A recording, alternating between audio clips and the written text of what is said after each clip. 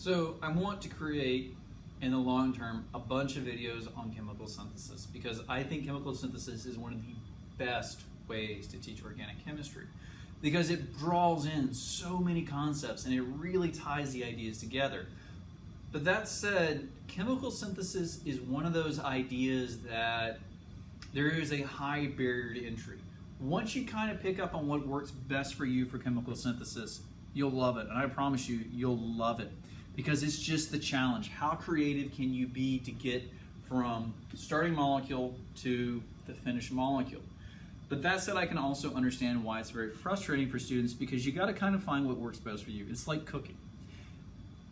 If you got to learn some basic techniques, it gets frustrating because in the beginning you're not very good, it doesn't turn out well, but then it begins to click with you. It's like, oh, here's how I do this, here's how I do this, and you start bringing in all your skill sets together and suddenly you're making these great creations.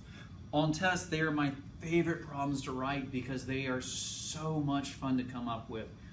Pick two compounds, can I connect the dots based off of what I've been teaching for this particular unit? And it draws from everything, so you can't forget stuff from alkanes because it's going to come back. Okay, I'll stop doting on organic synthesis. Probably the reason you're watching this video is you want to understand how to do chemical synthesis. And basically, I think there are two routes. I like to use them both. Some people like one route, some like both, some like the other route. I prefer to blend the two. So the question is whether you want to start from the reactants and go to the products, or you want to start from the products and go back to the reactants. And this is why I say I like to do both, because sometimes I get stuck if I go in one direction or the other. The challenge with chemical synthesis is figuring out how your starting compound fits into your final compound. And what you're going to look for are hints, particularly if you've got stereochemistry, on what happened. Because stereospecific reactions usually involve a particular reagent. So in this case, I finished with OH groups that are cis to each other on this ring, which indicates that they were probably added there because they're not in the starting compound.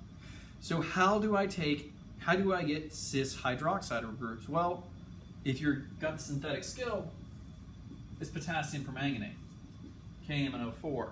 So if I know that this reaction creates this, what I can do is I can say, well, what did I have to start with to get there? And the answer is cyclohexene. So based off the stereochemistry, this would be a guess. Now, if I knew other reactions that produce cis alcohols, I could have something like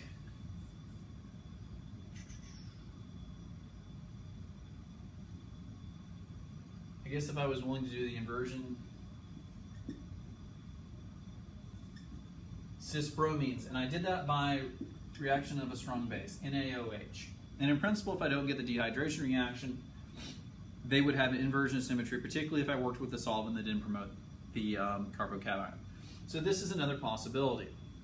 Now, is there a way to connect 1,3-butadiene to this compound? Or is there a way to connect it with this, or is there a reaction I can get to get this? Well, I don't really have a reaction that takes me to cis bromines. If they were trans bromines, meaning that I had bromine up, bromine down, I could definitely get there by doing Br2, but again, they'd have to be trans to each other, and I don't see that. So this is probably not the route I'm going with. Now this, depending on how far you are in organic chemistry, is just the Diels-Alder reaction. So if I add ethylene to this compound, I'll get this compound, and then if I add potassium permanganate to that, I'll get the desired product. Now, how would I have gone forward? That's going backwards. How would I go forwards? Well, I know I need to make a 6-membered ring.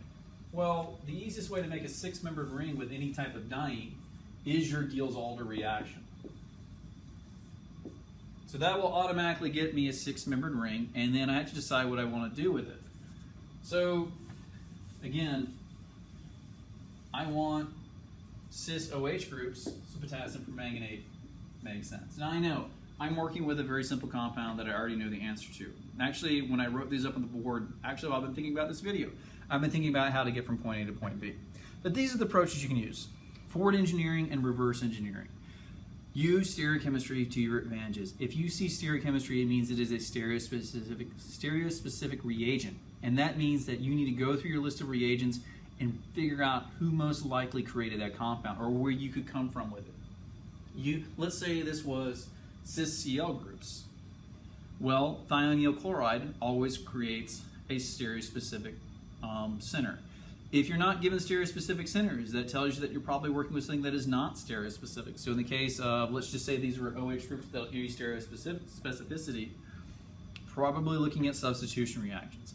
Again, I love it. I think synthesis is really going to force you to learn what your reagents do. It's going to force you to learn what your functional groups do, what they can and can't react with. And ultimately, what I would like to do is create a series of videos where we go through different syntheses.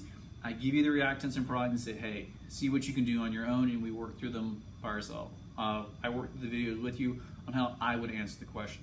Now, a caveat on chemical synthesis in general. The bigger your toolbox, the easier this gets. And this can be really frustrating for instructors when we write the test, because usually I don't like to do it until after we talked about alcohols and alkyl halides, because at that point you know a few reactions. But that said, you only know a few reactions, and you're going to cheat, and you're going to know you're probably using the few reactions we learned. Higher chemistry, it gets a lot more fun to write the problems, but for students it can get frustrating because your instructor may have covered a reagent that another instructor didn't, or vice versa. Your instructor that you're taking is expecting you to know a reagent that your previous instructor didn't cover. Personally, I teach metathesis. I know a lot of instructors don't teach it, but it is an industrially reliable and very useful reaction to know. So again, keep this in mind with synthesis. When I used to tutor organic chemistry, trick for me, I had my flashcards of all the different reactions and what they did. And when I saw a functional group, particularly with specific stereochemistry, start thumbing through them, trying to figure out what would give me that stereochemistry, and try to connect that reactant and that product through a series of reactions. So good luck. I hope this helped you, and hopefully I'll get motivated to make more videos. Ideally 5 or 6 syntheses, just so you can see